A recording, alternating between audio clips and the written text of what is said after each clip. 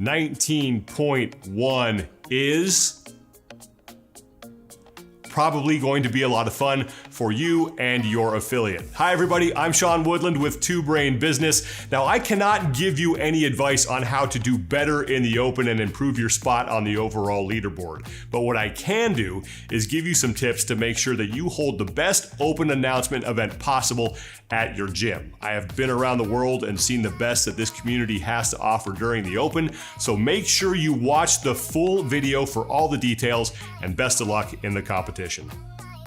First tip, and this may seem obvious, but make sure that you have enough space. I know you do this all the time when you're holding a workout in your gym for a class, but remember the open is a little bit different. Not only do you have to have room for your athletes, you also need to have room for judges. So keep that in mind. And you also need an area where athletes who aren't doing the workout yet can warm up. So take all of these things into account when setting up the floor. It's better to have fewer people working out and more space for a better event than trying to crowd as many people as possible onto the floor.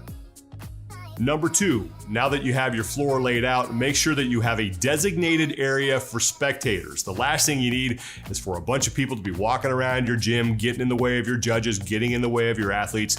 So it's better to keep people who are watching the action in one designated area to keep things as simple as possible.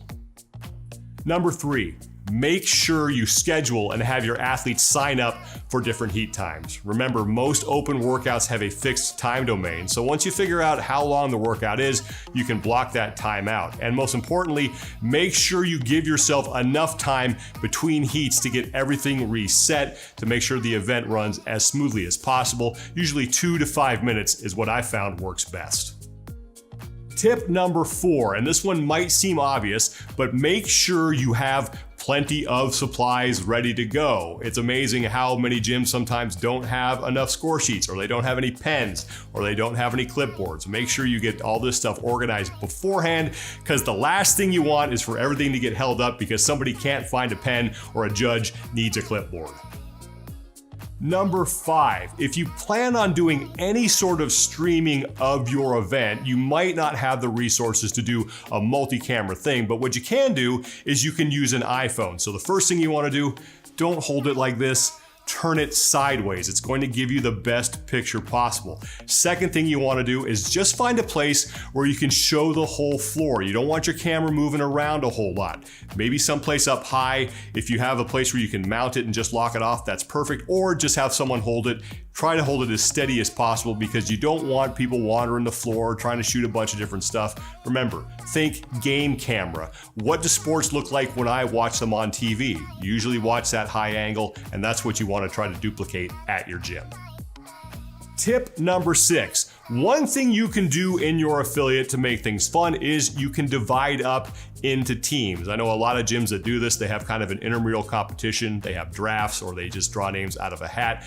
And remember, it doesn't always have to be about what teams perform best in the workouts. There are other ways that you can figure out points. For example, if someone does a workout RX for the first time, that can be worth a certain amount of points. If someone hits a PR, that can be worth a certain amount of points. Or if someone gets his or her first pull-up, that can be worth points as well. What that does is it makes some of the athletes who might not be as skilled or as fit in your gym feel like they can still contribute to their teams, and that makes them maybe push a little bit harder, and everybody can have a great time. Final piece of advice, and this is probably the most important one: have fun. Remember, the vast majority of us are not advancing past this stage to go to the CrossFit Games because, let's face it, we're not finishing in the top 20 in the world in the open. But do whatever you can to make this a party. Have music blaring, have a floor announcer, have someone pretend to be me and call the action. Do whatever you think you're going to need to do to make it as enjoyable an evening as possible for you and your affiliate members. But remember, you don't have to do that stuff, just run a good event. So that's it. Follow those 7 steps and you should have a great event. Best of luck in the competition, and remember, have a good time. For Two Brain Business, I'm Sean Woodland.